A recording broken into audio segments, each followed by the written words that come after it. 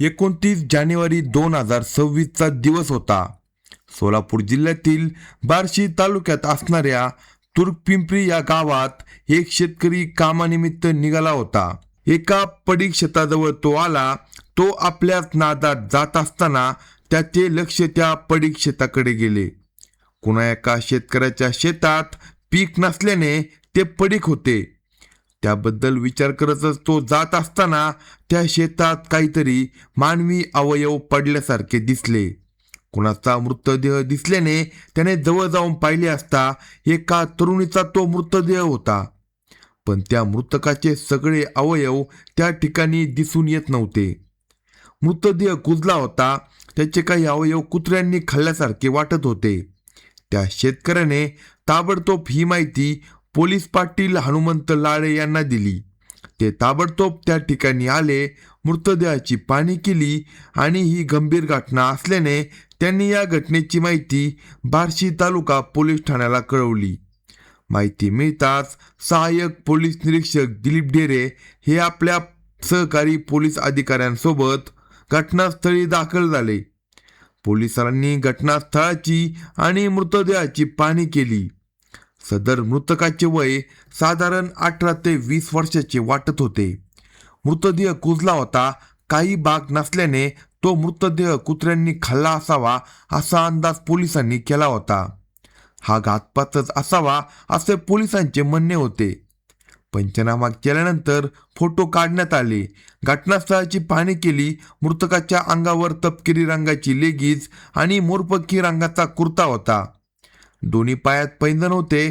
तरुणीचा चेहरा गायब असल्याने ओळख पटणे कठीण होते आणि ओळख पटली तर पुढील तपास सुकर होणार होता. सहाय्यक पोलीस निरीक्षक ढेरे यांनी हा तपास उपनिरीक्षक बालाजी वळसने यांच्याकडे सोपवल्यानंतर पुढील कामाला सुरुवात झाली. घटनास्थळी कोणताच पुरावा मिळाला नसल्यामुळे बार्शी आणि परिसरात कुणी तरुणी बेपत्ता आहे का याचा शोध घ्यायला सुरुवात केली. तेव्हा असे समजून आले की मूळचा टाकळी कुंभकर्णी तालुका परभणी जिल्हा बीड येथील ऊस कामगार असलेला 40 वर्षाचा इसम पूर्भावी वामनराव गाडवे याची मुलगी अश्विनी वय 18 ही काही महिन्यांपासून बेपत्ता आहे. तो इसम वरवटे तालुका मोहोळ जिल्हा सोलापूर या ठिकाणी राहत होता. ही माहिती मिळाल्यानंतर पोलीस वरवटे गावात गेले.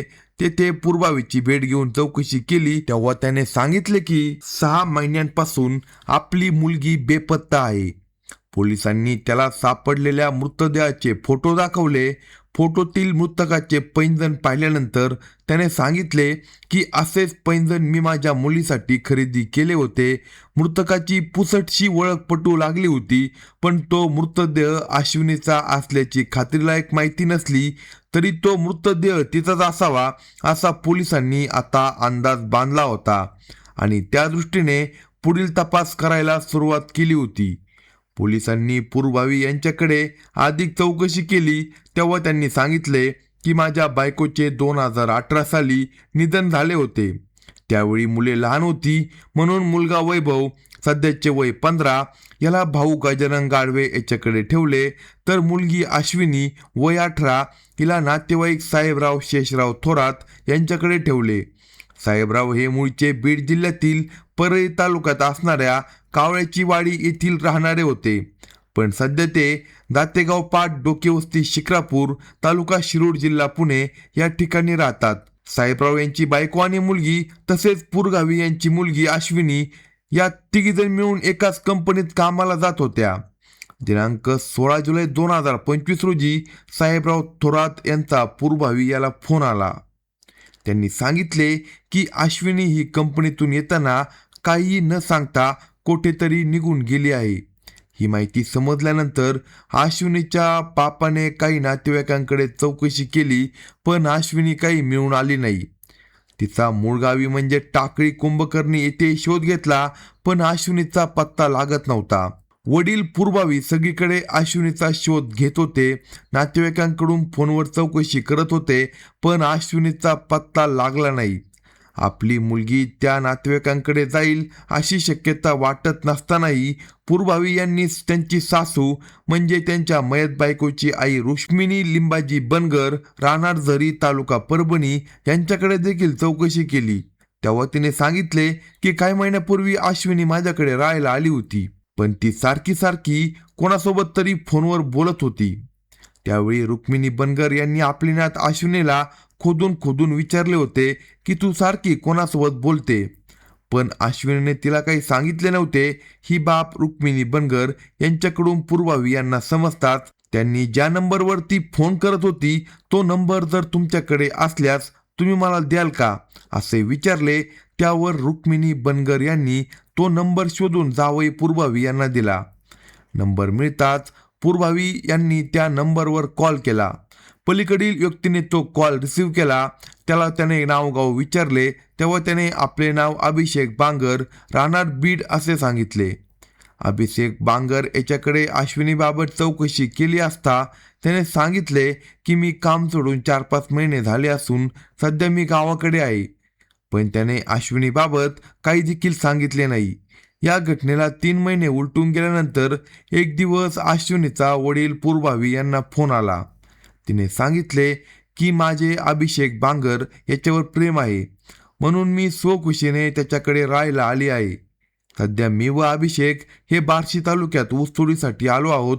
कित्येक दिवस गायब असलेल्या आपल्या मुलीचा फोन आल्याने पूर्भावी यांना धीर आला आणि तिला भेटायला घरी ये असे त्यांनी सांगितले.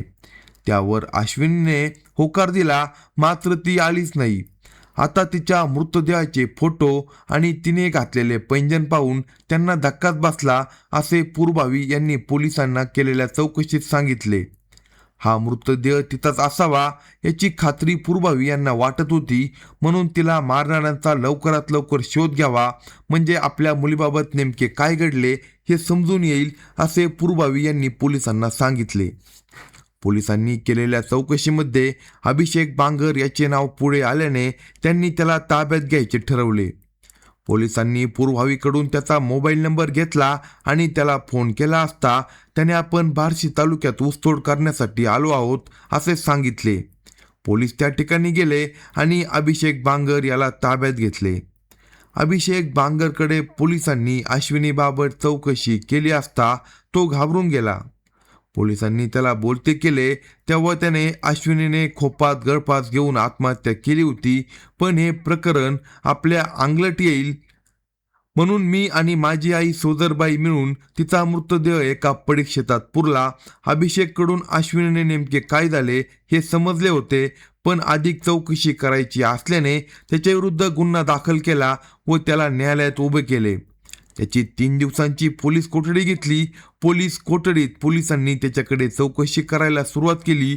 त्याचे पूर्ण नाव अभिषेक अश्रुबा बांगूर असे होते. तो शिरूर जिल्हा पुणे येथील एका कंपनीत काम करत होता. त्याच ठिकाणी अश्विनी देखील काम करत होती. तिथे दोघांची ओळख झाली.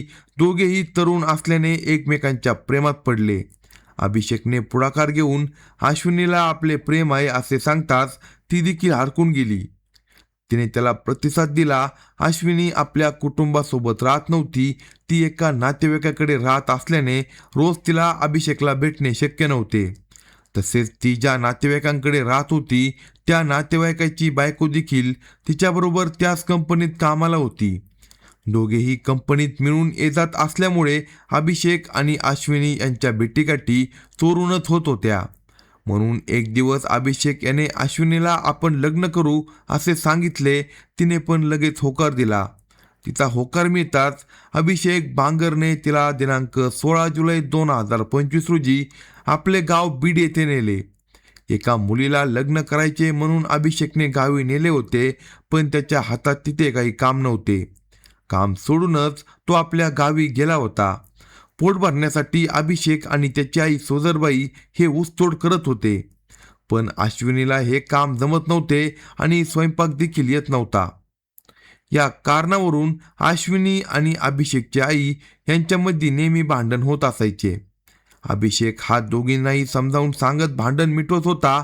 दोघांनी मात्र अजून लग्न केले नव्हते, तरी ते दोघे नवरा बायकोसारखे राहत होते. आता ते बार्शी तालुक्यात ऊसतोडीसाठी आले होते. दिनांक 13 जानेवारी 2026 रोजी अश्विनी बरोबर आई सोजराबाईचे भांडण झाले. तिला ऊसतोड करता येत नाही, स्वयंपाक देखील करता येत नाही, याच कारणावरून ते भांडण झाले होते. या भांडणाच्या कटकटीमुळे अभिषेक हा रात्री बैलगाडीत जाऊन झोपला होता. आई एका खोपीत तर अश्विनी दुसऱ्या खोपीत जाऊन झोपली होती. दुसऱ्या दिवशी सोजराबाईला पहाटे 4 वाजता जाग आली. ती अश्विनीला उठवण्यासाठी खोपीत गेली असता अश्विनीने ओढणीने गळफास घेतल्याचे पाहिले. तिने लगेच मुलगा अभिषेकला ही गोष्ट सांगितली. त्यामुळे दोघेही घाबरून गेले. आता आपल्यावर आळ येणार याची त्यांना भीती वाटू लागली. या मृतदेहाचा काहीतरी बंदोबस्त करायला हवा असा ते विचार करू लागले. एव्हाना इतर खोपीतील कामगार उठायला सुरुवात झाली, म्हणून ते दोघे सर्वजण आपापल्या कामावर जायची वाट पाहू लागले. सर्व कामगार कामावर गेल्यावर अभिषेक आणि त्याच्या आईने अश्विनीचा मृतदेह खाली उतरून बाहेर काढला आणि बैलगाडीमध्ये ठेवला. ती बैलगाडी तुर्कपिंपरी येथील पडीक शेतात नेली. तिथे खड्डा खोदून तिचा मृतदेह पुरला. अभिषेकने पोलिसांना एका दमात सर्व काही सांगून टाकले. अश्विनीचे प्रकरण आपल्या अंगावर येईल म्हणून त्यांनी सारा खटापोट केल्याचे सांगितले. पोलिसांनी अश्विनीजवळ राहणाऱ्या आणि इतर ऊसतोड कामगारांकडे चौकशी केली असता त्यांनी अश्विनी आणि सोदरबाई यांच्यात नेहमी भांडण होत असल्याचे सांगितले. या चौकशीत तिचा शारीरिक आणि मानसिक छळ केल्याचे दिसून आल्यामुळे पोलिसांनी अश्विनी पूर्वावी घाडवे वय 18 हिच्या मृत्यूप्रकरणी तिचा प्रियकर अभिषेक अश्रुबा बांगर वय 20 आणि त्याची आई सोजरबाई वय 40 राहणार मुंडेवाडी तालुका केज जिल्हा बीड या दोघांविरुद्ध बार्शी तालुका पोलीस ठाण्यात गुन्हा दाखल केला. पोलिसांनी दोघांना देखील अटक केली. अशाच नवनवीन क्राईम स्टोरी ऐकण्यासाठी कलम 302 या मराठी चॅनलला सबस्क्राईब करा आणि आपल्या प्रतिक्रिया कमेंट बॉक्समध्ये कळवा.